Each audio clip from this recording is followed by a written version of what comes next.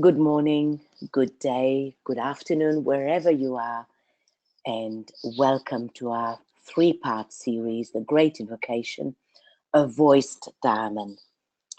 Let's very briefly see what we will be covering. In part one, we'll be covering its origin. In part two, its meaning. And in the last part is its potency. So let's start with the first one. Part one, its origin. Who gave it, to whom, and when? But before we start, let's see what DK said about the Great Invocation itself.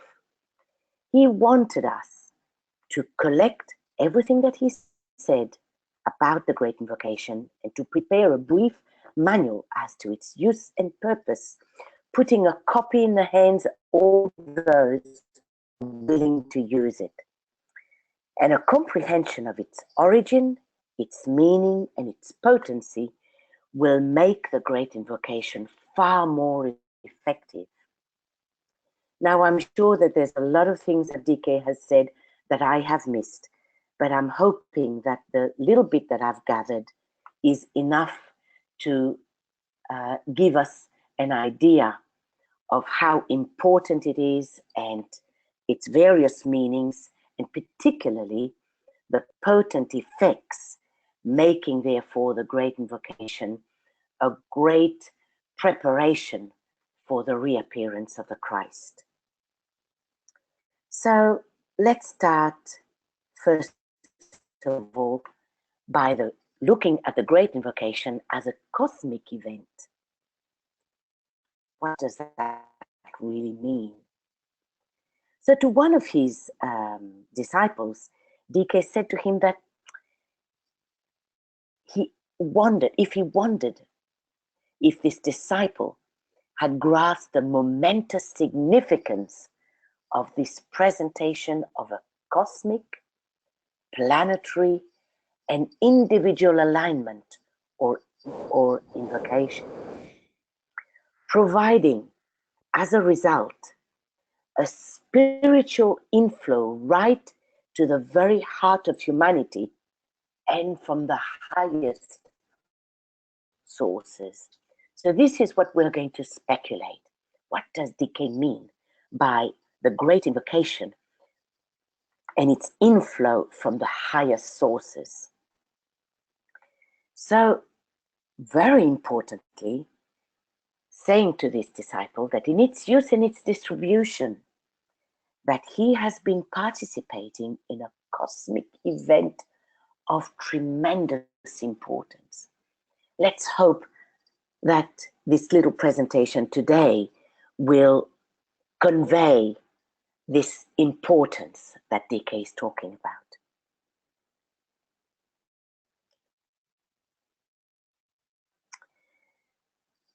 We know that there is a stream of energy that comes straight from Sirius, and this enters directly into hierarchy, and it carries with it the principle of Buddhi, which is cosmic love. And this cosmic love is the principle found at the very heart of every atom. Of every atom. Now, this is quite an arresting thought if we stop and think about it. Next.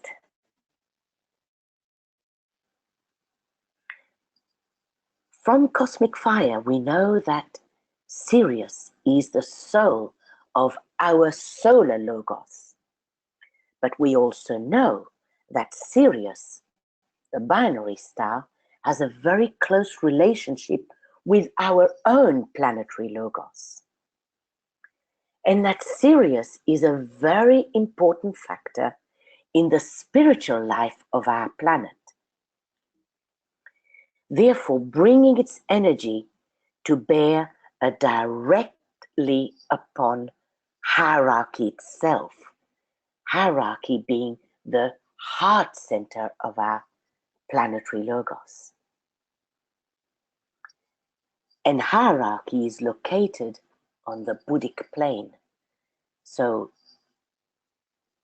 cosmic love from Sirius entering directly into the heart center of our logos. We know that entering hierarchy,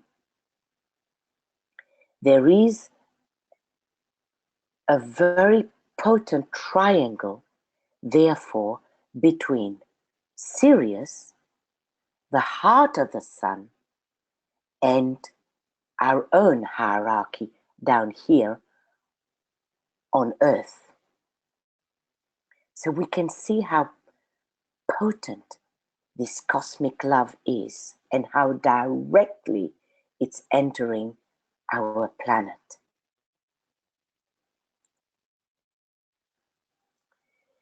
Now let's see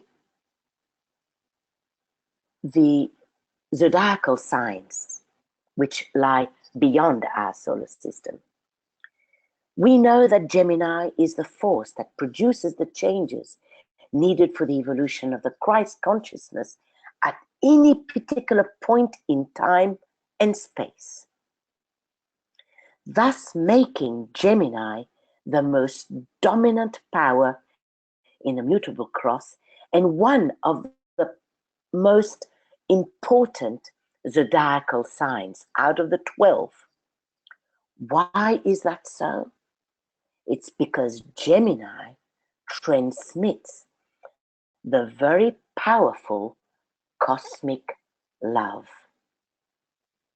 And it controls every one of the pairs of opposites in the great wheel. So this second ray of love and wisdom pours through Gemini, and therefore love underlies the whole universe. God is love, we are told in esoteric astrology, making therefore Gemini one of the most important of the 12 signs, and its influence lies behind every single one of them.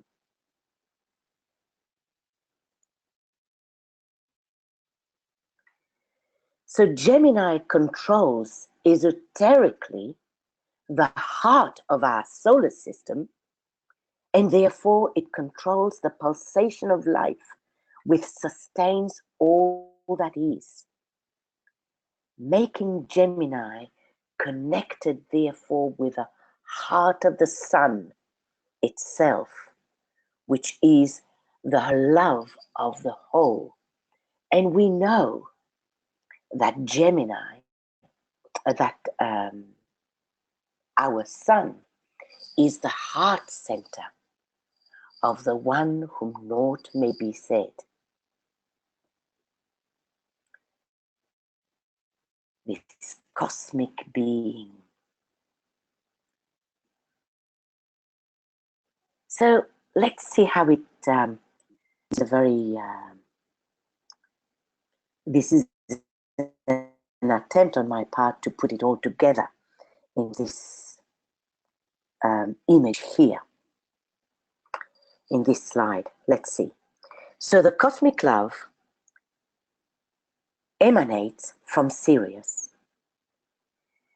Gemini forms a point of entrance for this cosmic love from Sirius, entering our solar system.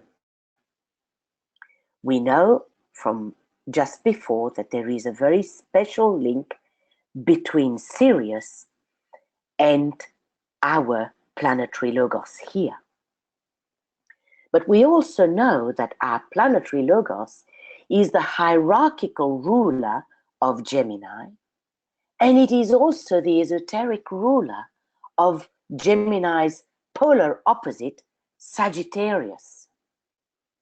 So the cosmic line of force from Gemini to Sagittarius and from Sagittarius to Gemini, esoterically related therefore to our Earth, What that really means is that it guarantees the development of the soul and the unfoldment of form as an expression of that soul.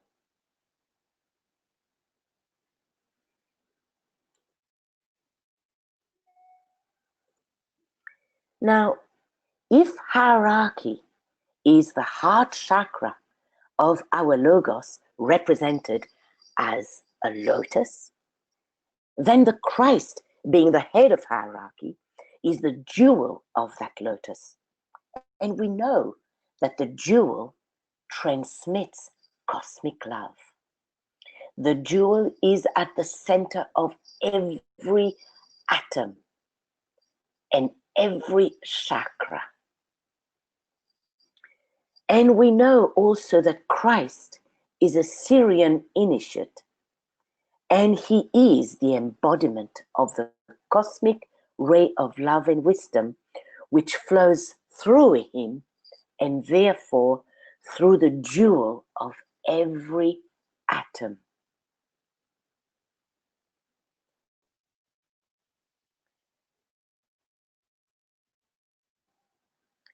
So at the June full moon of 1945, Christ announced his decision as final and irrevocable to reappear again on the physical plane.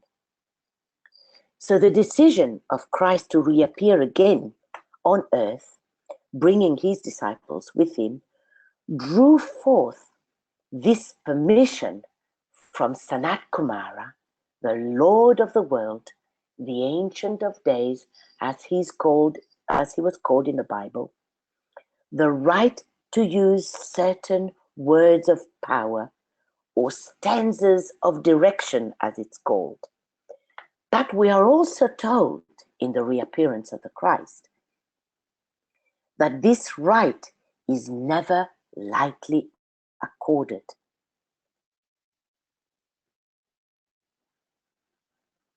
So when the crown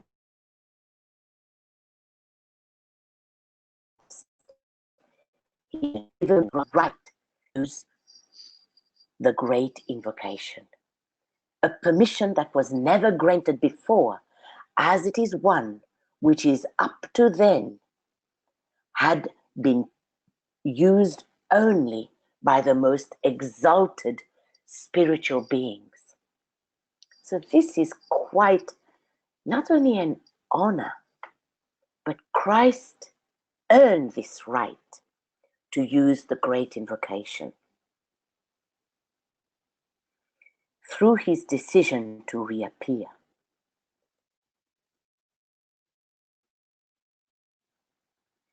And we are told that Christ himself used it for the very first time at the June full moon of 1945, which is the full moon of the Christ, as you know. And from the Christ, then Christ instructed DK to pass it on to us.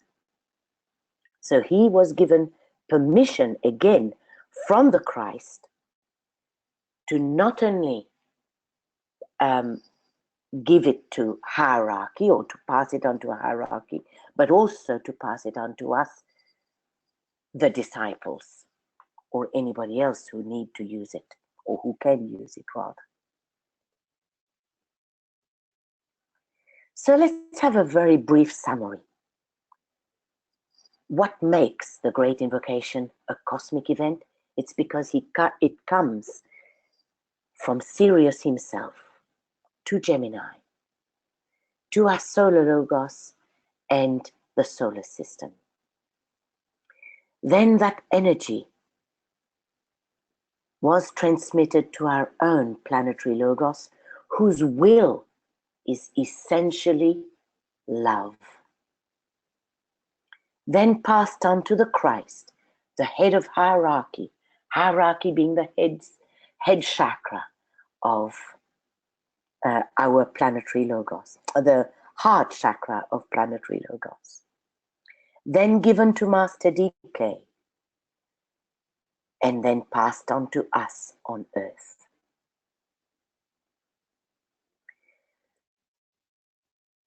But you know, to really understand the origin of the Great Invocation, we need to have a look at Christ's experience at Gethsemane, because that's where it all began.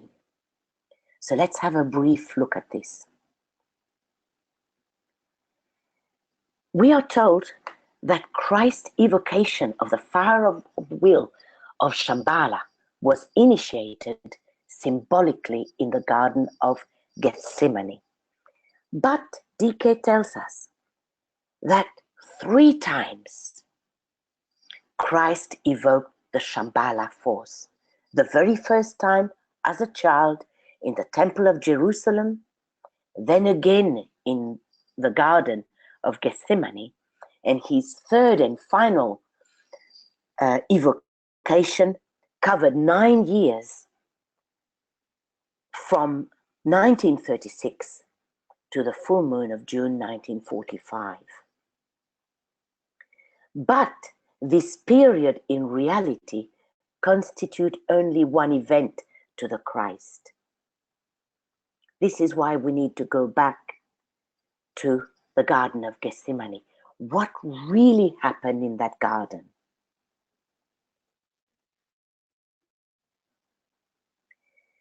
Something new, and yet it was planned from the very depth of time, happened in that quiet garden. For the very first time, Christ anchored on earth a very tenuous thread of the divine will, which, we are told, even after 2,000 years, is but a very thin, frail line of connecting energy. And it just shows us how powerful this energy is.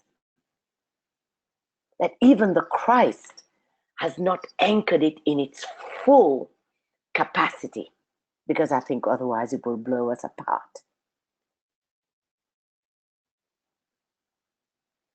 So,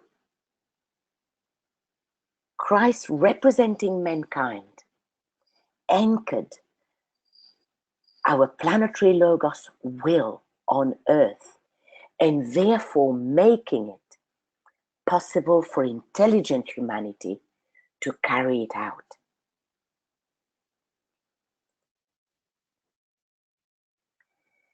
And we are also told that it was the angel born under Capricorn which came to Christ in that garden, fused his individual will with a divine will, enabling him to carry out his mission to completion. As he came to fabricate this gossamer thread which bound the two together, linking Shamballa and hierarchy, the holy city. And now the will of God can be carried out to fruition. So what is this thread that DK is talking about? It's really the planetary Antahkarana. So there are 2 parts to this Antahkarana. First, linking in consciousness, making humanity aware of hierarchy. And the second part, linking hierarchy with Shamballa. So this Christ did by virtue of a completed and finished and constructed Antahkarana, linking Shamballa to hierarchy and hierarchy down to humanity, therefore facilitating the work of all future disciples, not only for the past 2,000 years, but for the rest of the world period. He made it possible, their unimpeded progress as far as the opening of each stage of this planetary Antahkarana is concerned.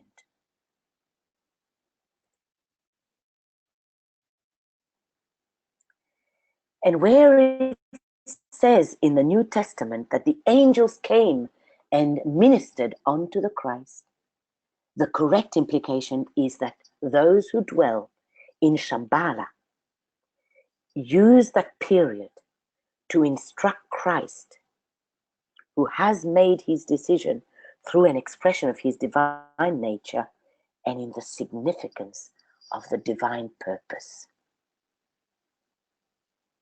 So he was in touch with those exalted beings that constitute Shamballa, the will of the planetary logos. So therefore, what was the nature of this council, we must ask? And this concerned the relation of our planetary logos to the whole solar system, to the solar logos himself. And the decision is made through this development of a higher sensitivity, which led inevitably to cosmic vision, to cosmic perception.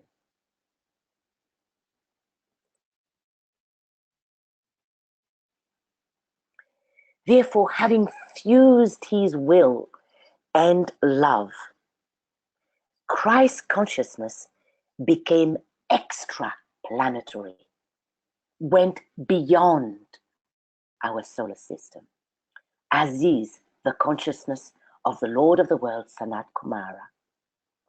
He could then touch certain heights of awareness and contact solar agencies which had never been contacted before by man. And by uttering, Father, not my will, but thy will be done, Christ expressed the will of Sanat Kumara in love as he embodied love and will at that time.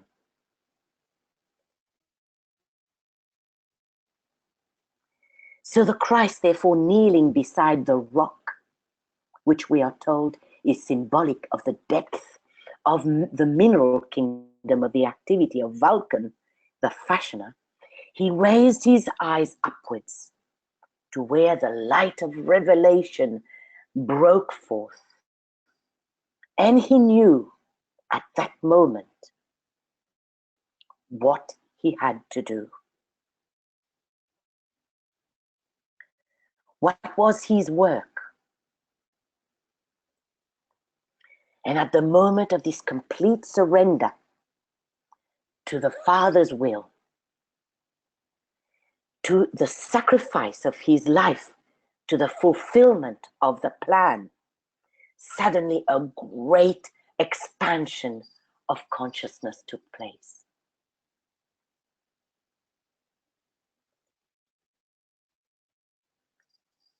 He received a vision of Sanat Kumara's divine intention, not only for us humanity, but through humanity, for the planet as a whole. He saw the whole thing instantly. His cosmic perception saw the whole plan in a flash.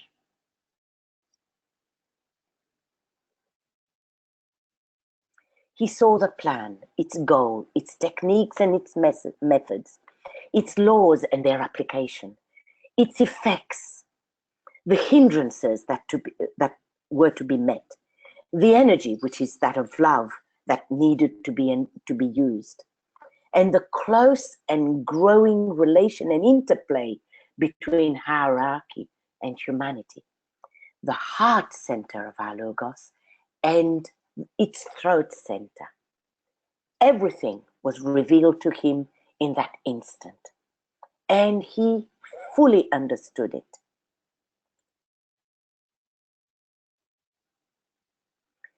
And therefore, as that great expansion took place, the Christ took the sixth initiation. But we also know that between the sixth and the seventh initiation, there's an interim of divine fusion that takes place. And we know too that the seventh initiation can only be undergone when the will of the Master is completely merged in that of the planetary logos.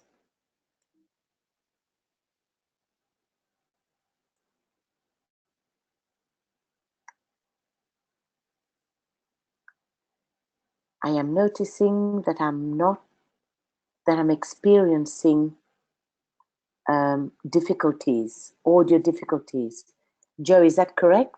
I'm hearing you well. It may be that your computer is alerting you.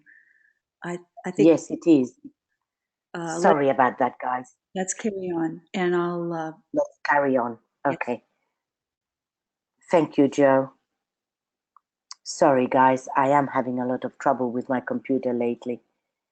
And I was a bit concerned that I was completely out of audio contact with all of you. Okay, so resuming.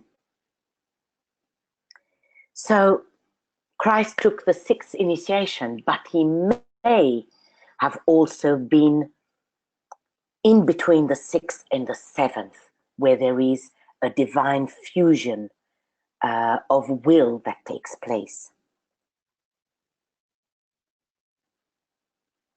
But we know today Christ is facing a great initiation.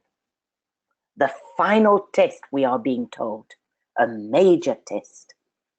But when he has passed this test and fulfilled his task, he will pass to a still more exalted position in the Father's house or to some distant place of service where only the most exalted can follow him. But before all this can happen, he must enter again the public arena, play his part in world affairs, and prove the scope of his mission. So then, what is? What is this initiation, we must ask? Well, we know that Christ embodied the second aspect,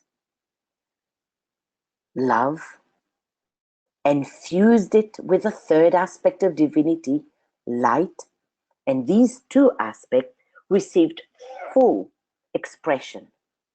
Now it remains the will to receive complete and full embodiment. And this is what Christ is preparing.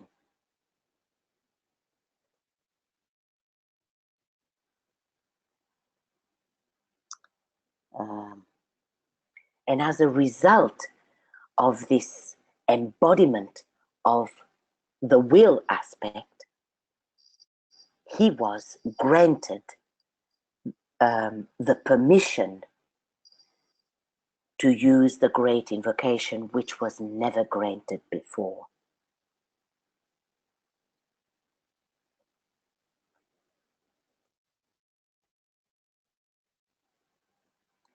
At the temple and at Gethsemane, he established for the very first time in planetary history contact with the Spirit of Peace. He established for the first time in planetary history a contact between humanity, hierarchy, and Shamballa, and linked these three planetary centers with the Spirit of Peace, enabling therefore humanity to be in touch with the Spirit of Peace.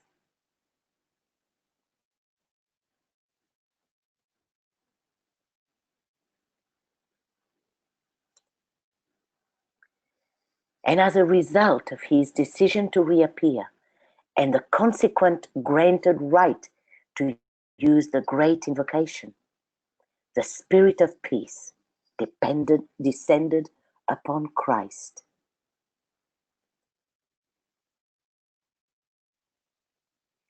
So you may well ask, who is the Spirit of peace? And why is he so important?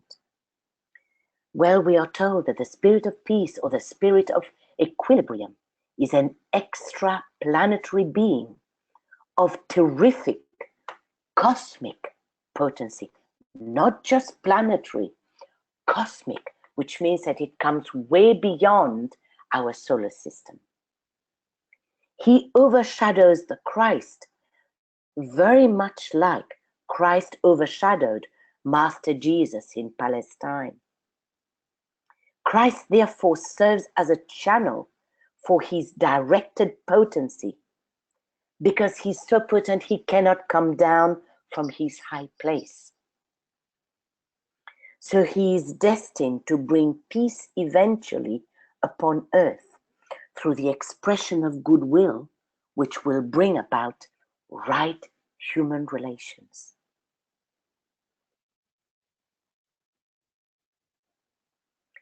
Christ, therefore, is the agent of the Spirit of peace. And this achievement of establishing that planetary link between Shamballa, hierarchy, and humanity enabled him to put humanity in touch with the Spirit of peace, therefore completing that link. Therefore, the Spirit of peace overshadows the Christ now. Christ serves as a channel for his potency on earth. But we are being told that this potency will only come to its full expression when Christ walks the earth again. But at the moment, he's gathering momentum.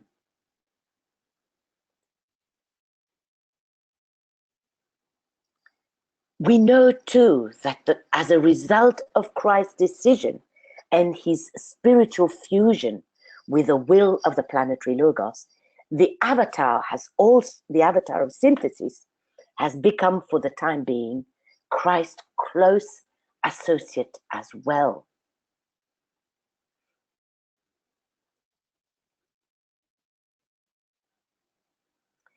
So why is the help of the silent avatar as the avatar of synthesis being called? Why is it so important? It is an event of supreme and planetary importance, DK tells us. Why is that?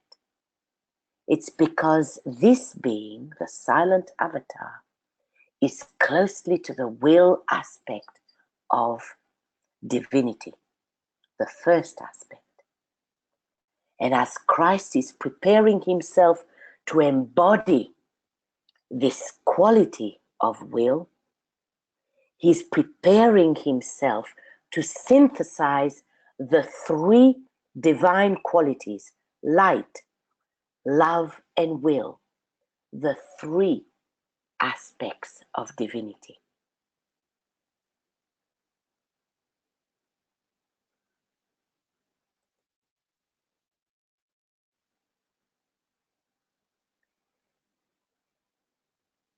Therefore,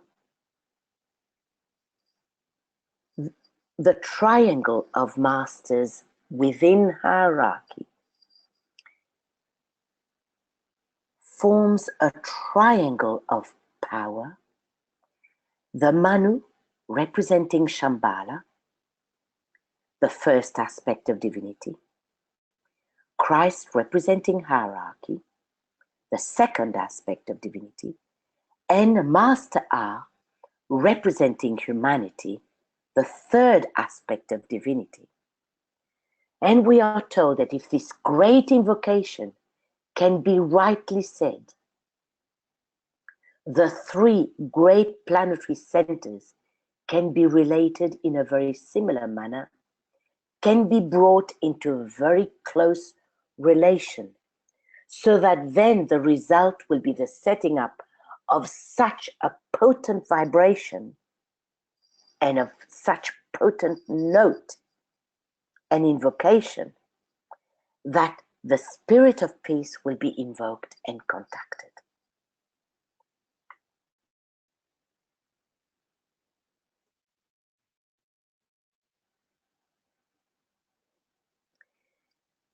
So we've seen that the Great Invocation as a cosmic event. Now DK tells us that it's a solar instrument. Let's see, what makes it a solar instrument?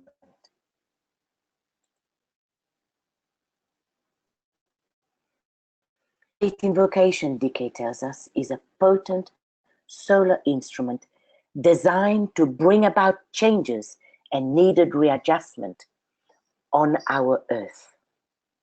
It's meant to bring an outpouring of love and light from Shamballa onto humanity. It is an appeal to the Christ to reappear. And it is the establishment on earth of the divine plan to be accomplished willingly by humanity itself.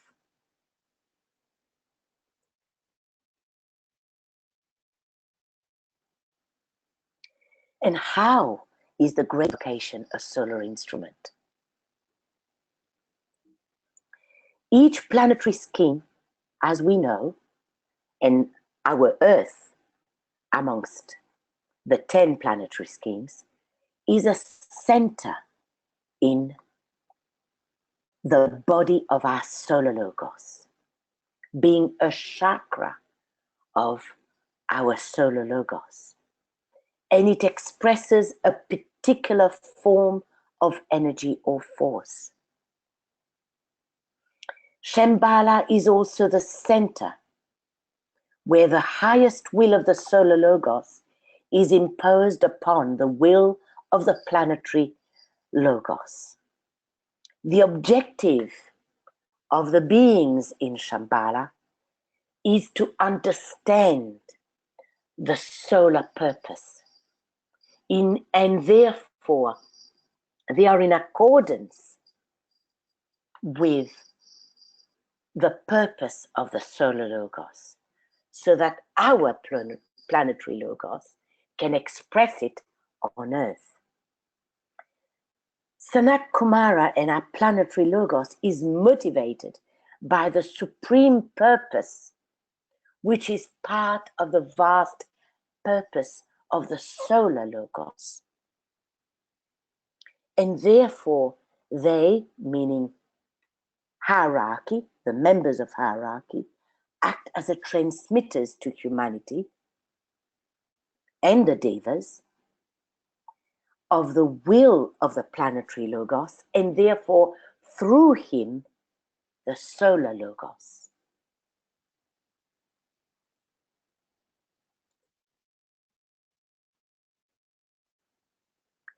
So therefore Christ is the transmitter of both our planetary logos and our solar logos.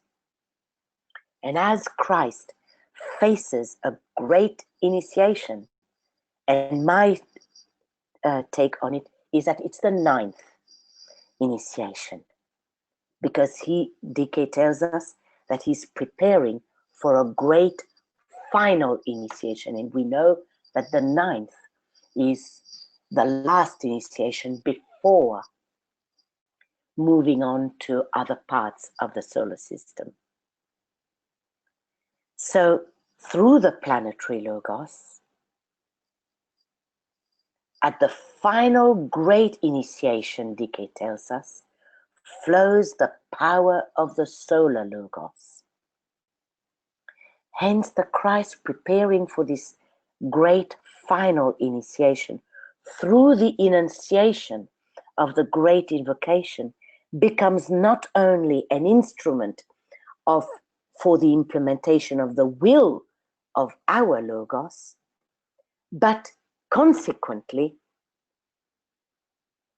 an instrument of the solar Logos.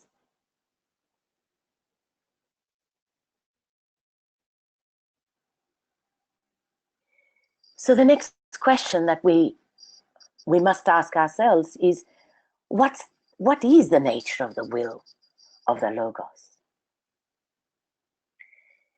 It might be said that the purpose of the planetary Logos, as it emanates from his high place, under the impact of his will to good, which is the second aspect of his will, is redemptive in nature.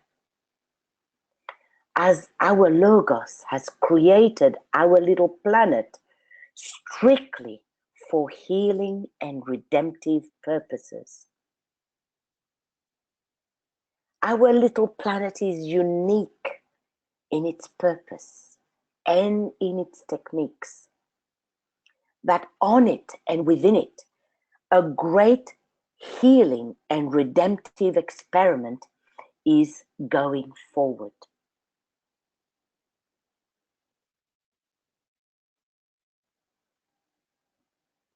The will of God has for basic intent the bringing of peace on earth. So we might ask, what is peace? Does that mean that no one makes war? Certainly not. It is way beyond that. It is essentially the establishing of right human relations, of the synthetic rapport between people, the cooperation with the win-win situation between people, understanding, being tolerant to others, the correct interplay between the three planetary centers, Shamballa, hierarchy, and humanity, the three chakras, the head, the heart, and the throat center of our Logos.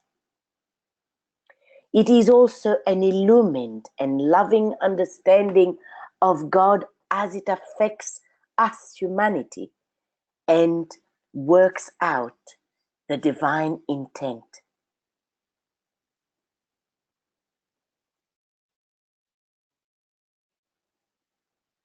The great embodiment, the great invocation, therefore, is an embodiment of the will of the Logos. It summarizes the conclusions of the thinking of our planetary Logos, that is his will and his love to manifest through humanity in his physical body, the earth. They embody a formula which has been in possession of hierarchy ever since it was founded on earth. It must therefore become dynamically effective upon the physical plane.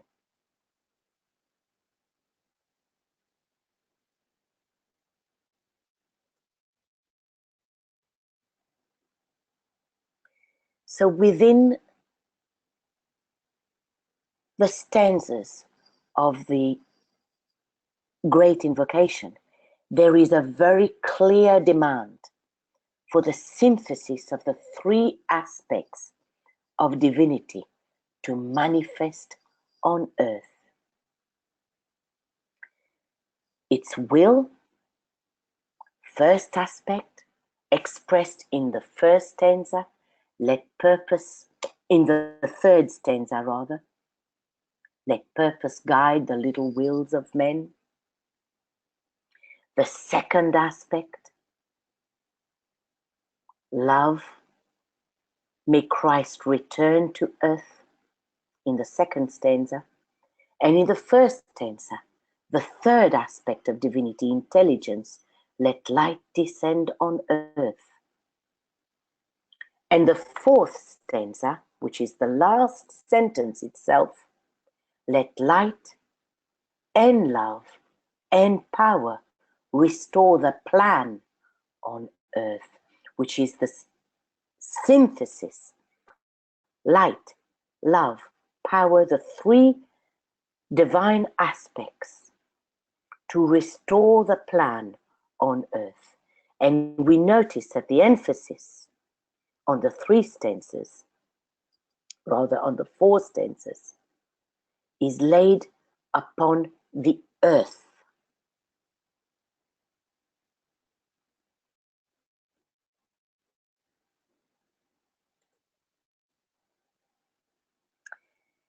So this concludes our exploration of its origin. And as you can see, it goes way, way beyond our little planet. Next time, in the second part, we will explore its meaning, it being a planetary and a spiritual event, to be used by whom and why, the various levels of interpretation. It is, we are being told, also an individual in alignment. How? So these are the aspects, these are the issues that we will be looking at next time. And in our third part, we will be looking at its potency. We will be exploring sound, the rhythm, and symbol. Is there a symbol behind saying the Great Invocation? Is there a rhythm that we need to use? And why is the sound, why sounding it very potent? And why should we be sounding it aloud, as DK asks us to do? Why are all these sound, rhythm, and symbol, why are they so potent? What are their effects on the individual, the group, and on the planet as a whole? And the last thing that we will be exploring is what are the practical steps. DK gives us very specific instructions on how to say it. So we will be exploring this aspect. So join me now in linking with hierarchy to say the Great Invocation. So let us, for a very brief moment, linking with one another here, all of us present, facing DK, who is facing three windows, as we are told. The three symbols of the aspects of the soul: will, love, and intelligence. And let us hear Master DK, hierarchy, and with our inner ears, as well as hearing us as a group say together the Great Invocation. From the point of light within the mind of God, let light stream forth into the minds of men. Let light descend on earth. And let us sound a blue Om.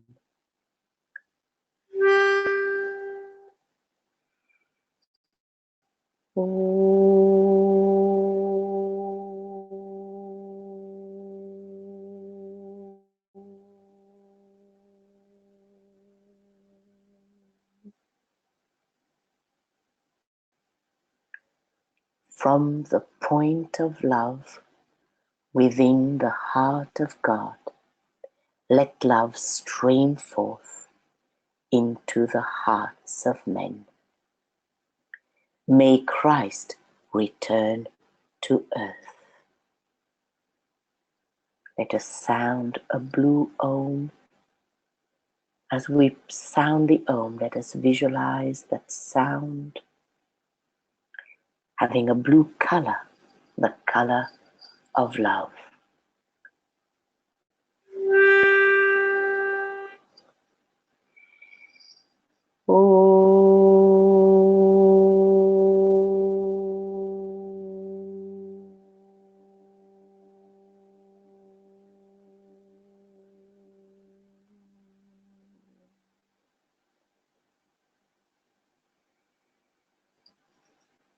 From the center where the will of God is known, let purpose guide the little wills of men.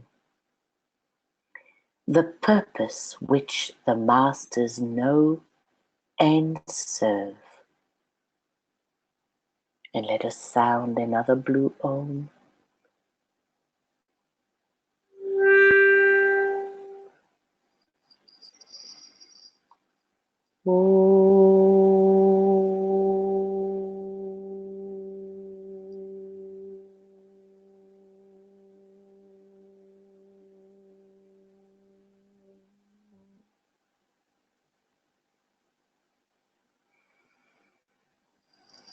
From the center, which we call the race of men, let the plan of light, of love and light work out, and may it seal the door where evil dwells. Let light and love and power restore the plan on earth. And let us sound a blue Om.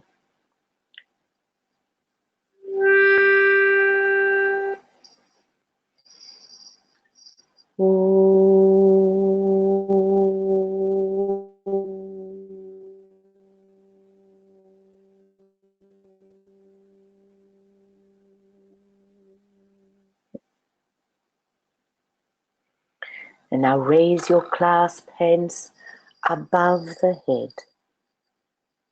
And let us say together, and so let it be. And help us do our part. And now bring them down to your forehead and down to the heart, and let them rest on your heart.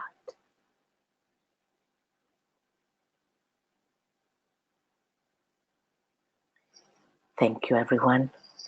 We've still got a bit of time left, and I'm wondering if any of you would like to share a comment or an insight.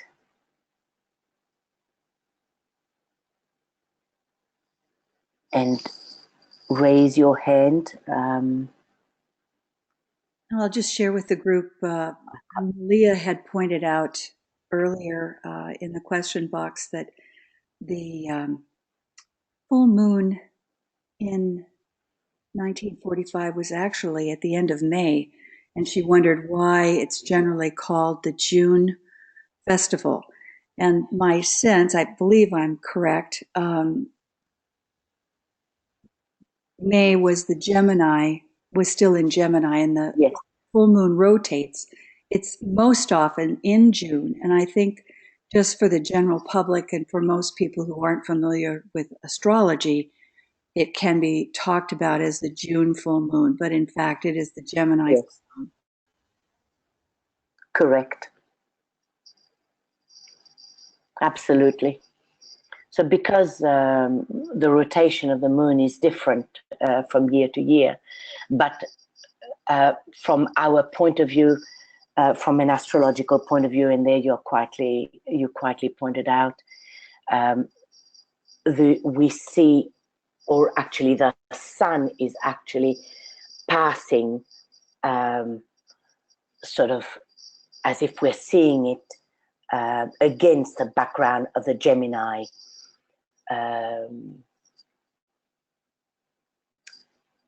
constellation, and from the new moon right up to the end, where it goes then into Cancer, and it's usually around that time, June. So the month is not important. Yes, the month is not important, but it's usually considered as the June full moon. Malia offered a comment. She said that she really appreciates the synthesis of the information about the earthly and cosmic significance of the Great Invocation and wants to thank you for this. Who's this? Who? Malia. Ah, thank you. Sorry, I can't see on my screen. I can't. I can't see anything. It won't respond. So thank you, Joe, for being the go-between here, because I can't see who's online and who's asking the questions or making a comment. I see another hand up. Let's see if I can go to the questions panel. For some reason, mine is kind of freezing up too. Here we go. Suzanne says, do you recommend the books of John Burgess on the Great Invocation, the Sacred Vessel of the Mysteries, and the Hidden Foundations of the Great Invocation? Absolutely. It's a brilliant book. I bought it years and years ago, and I didn't understand much, I can tell you. And it took me years to get to a point where that book made a lot of sense to me. And I don't know if Starling Hunter is online tonight. Yes, he is. But, he made a comment. He says, wonderfully organized, and it makes a wonderful outline for a book. Please do write this all up, is what Starling says. Starling, can you please say something about your own book? Can Starling talk? Let's see. Let's unmute him and we can get his. There he is. I'll see if his mic works. Hi, Starling. Hi, can you hear me okay? Yes. Yes, we can. Yes. Well, again, don't want to take too much of the time that people have for questions about what you're doing, because we discussed a little bit by email, and now I see it's very, very well put together. I'm looking forward to the other two, and I think it will make a fine book or manual at some point. Just quickly about the work that I did, which John Burgess wrote the introduction for the first volume, by the way, but it's a 7-volume series called The Compass of Life. And the approach is primarily linguistic for the first 5 volumes. That is breaking these sentences and phrases down using a variety of linguistic theories and techniques and extracting significance that way. And the last 2 volumes deal a bit more with the material that you discussed here this evening about the triangles that go up from the hierarchy, the Manu, the Christ, and the Mahakohan, all the way up to the prototypical cosmic triangle of the Pleiades, Sirius, and the Great Bear. So, and a 6th volume there deals with some of those as well. But if anyone needs information, I'm pretty easy to find by email, and that 7-volume set is free of charge. It's available for anyone who wants it. Oh, thank you, Starling. I'm so glad that you made it tonight. So I'm very, very pleased that that you've been present. You've managed to be present, even though it's quite late.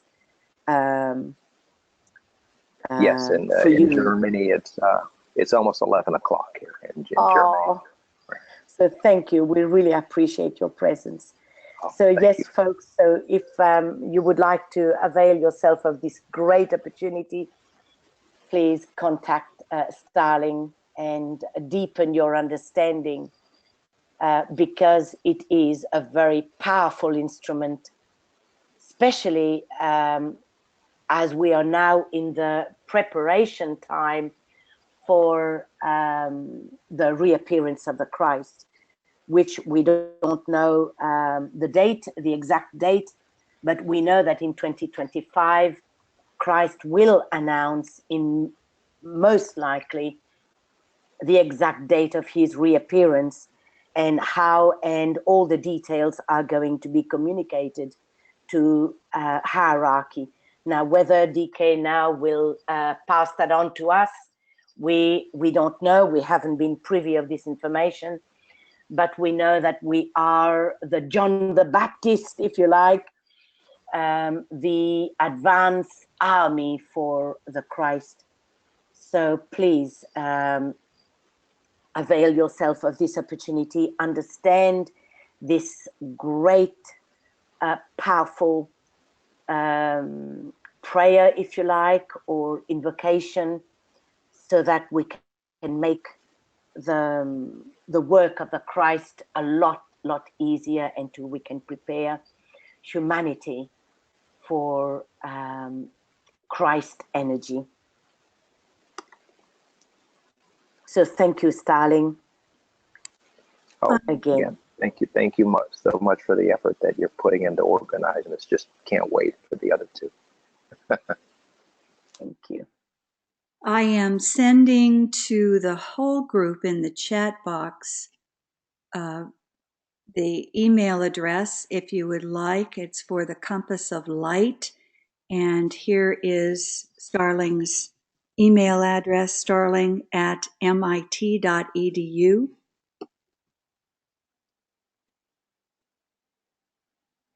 And I also will post the names of the authors. Suzanne had asked that the names be posted. I'll put those in the chat box. And we'll stay on. We probably will stop the recording soon, but we'll stay on so that any of you who would like to download the handouts of the slides, that's in the handouts box, and we can walk through that. So, Nicole, it doesn't appear we have any more comments. Okay. Well, right, so I would like to remind you then of the next date is the Friday, the 26th of May. And go ahead and download the handout now if you wish, because Brett, who is our technical expert, he's the one who posts everything on the Makara website. He is going to be very busy with the conferences and posting everything on the Makara website. So he will not be doing any posting of this webinar until the end of June. So if you would like to download the handout now and read it at your own pace, at your own leisure, assimilating the information gradually, and we will welcome any comment next time, so we could open the next webinar with questions, if you like, or any comments, or anything, any insight that you may have received. You will be most welcome at the next session. So thank you everyone for your presence.